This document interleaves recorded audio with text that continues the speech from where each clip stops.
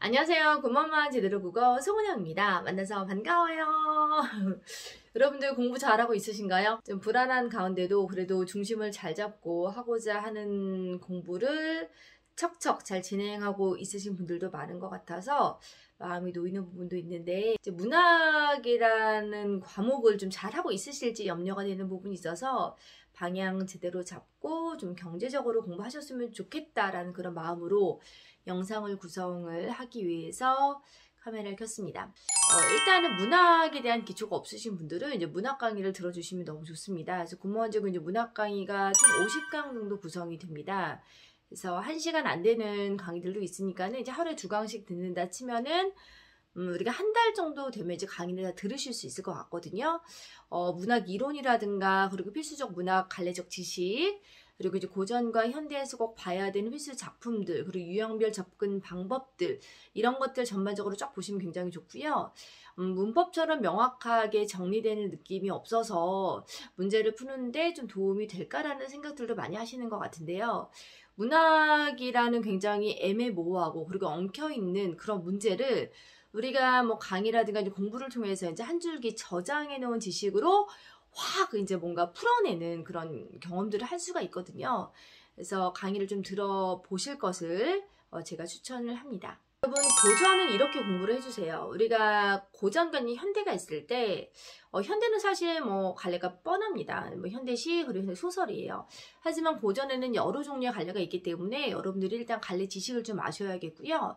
그리고 작품을 만날 때 이 작품이 어떤 갈래를 가지고 있는지를 반드시 정리하셔야 됩니다. 이 작품의 갈래가 뭐 고려가요인지 혹은 시조인지 뭐 가사인지 경기체가인지 등을 이제 아셔야지 이렇게 풀 수 있는 문제가 2021년도에도 출제가 되었습니다. 그래서 갈래 자체에 대한 지식을 묻는 문제도 출제가 되었고요. 그리고 작품의 갈래를 알아야지만 우리가 풀 수 있는 문제 또한 출제가 되었습니다. 그래서 여러분들이 특히 이제 고전 문학 안에서는 산문보다 운문이 더 많이 나오는데요. 그리고 고전 운문을 해결할 때 갈래에 대한 지식을 꼭 챙겨주시고 작품 볼 때마다 갈래가 무엇인지를 꼭 정리해 주셔야 됩니다. 여러분, 그리고 이제 고전이든 현대이든 우리가 작품을 볼 때 작품과 연결해서 문제가 많이 나오잖아요. 반드시 주제가 무엇인지를 정리해 주셔야 됩니다. 특히나 고전 같은 경우는 임금에 대한 충정심을 표현을 하고자 하는 건지, 자연 친화적인 정서를 표현하고자 하는 건지, 뭐 이별의 정환을 나타내고자 하는 건지에 대한 주제가 의외로 한정적인 것들이 굉장히 많습니다. 그래서 그런 것들을 정리해 주시고, 그리고 기본적으로 이제 작품을 접근할 때 주제를 반드시 정리해야 된다는 것을 여러분들이 꼭 아시고 그렇게 실행을 해주셨으면 좋겠습니다. 군무원 국어 어렵다고요? 군무원제국닷컴으로 오세요. 이제 앞에서도 말씀드렸지만 우리가 고전이든 현대이든 약간 운문이 더 많이 나오는 경향이 있습니다. 그런데 이제 고전 운문 같은 경우는 우리가 봤던 작품에서 많이 나오기도 하는데요. 현대 운문 같은 경우는, 특히 현대시 같은 경우는 좀 낯선 작품에서 많이 출제가 되고 있어요.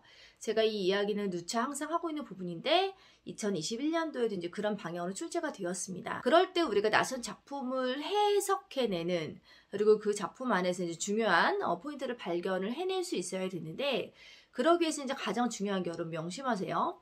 우리가 현대의 시작품을 특히 볼 때는 이 시작품에 나타난 시적 화제 상황이 무엇인지를 반드시 정리하실 수 있어야 되고요.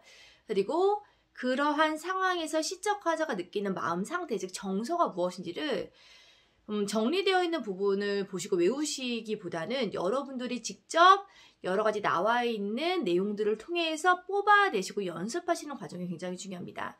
그리고 실제 시험장에서는 현대의 시작품을, 낯선 작품을 만났을 때는 절대로 당황하지 마시고요.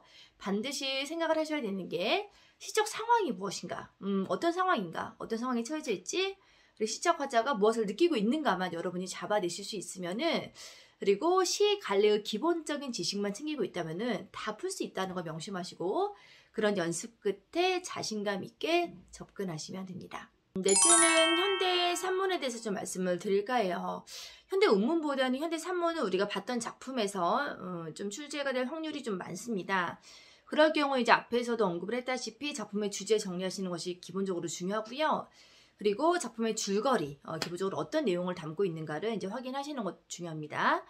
그리고 또한 이제 제 교재에서 해당되는 작품에서 가장 시험과 잘 연결되는 발췌된 부분들이라도 좀 읽으시면서 거기에 나타나고 있는 어떤 분위기, 뭐 어조 등을 조금 감지하시는 것도 중요할 것 같습니다. 아, 맞다. 특히 이제 현대 산문 같은 경우는 여러분들이 꼭 연결해서 정리를 하셔야 되는 게 시대적 배경이거든요. 그래서 이 작품 안에 반영된 시대적 배경이 무엇인가를 반드시 생각을 해주셔야 됩니다. 왜냐하면 이 작품의 특수성이라든가 주제가 시대적 배경과 관련지가 많이 나오거든요. 우리가 2021년에 이제 산포 가는 길이 나왔는데 이 문제도 역시 이런 방향으로 접근했을 때 잘 풀리는 그런 문제였습니다. 여러분, 제가 지금까지 이제 말씀드렸던 부분들, 포인트들 정말 많이 중요하거든요. 그래서 반드시 이런 방향을 생각하시고 뭐 이 영상을 이제 보시면서 메모를 해두셔도 좋을 것 같아요. 그래서 내가 이 방향대로 공부하고 있는가, 그래서 중요한 부분들을 잘 소화하고 있는가, 그리고 이제 문제풀이를 할 때도 그런 방향으로 연습하고 있는가를 반드시 여러분 체크하시고 그렇게 움직이시면은 사실 이제 문학도 뭐 비중이 작다 하는데 뭐 많이 나옵니다. 여러분, 문학의 이제 비중도 결코 무시할 수 없는 비중이기 때문에 그런 부분들 잘 소화할 수 있고 안정적으로 합격을 하실 수 있을 거라고 생각을 합니다. 제가 밤에 찍어서 약간 목소리가 약간 잠겼는데 그래도 도움이 되는 팁을 좀 잘 말씀드렸다라고 생각을 하니 잘 활용을 해주셨으면 좋겠습니다.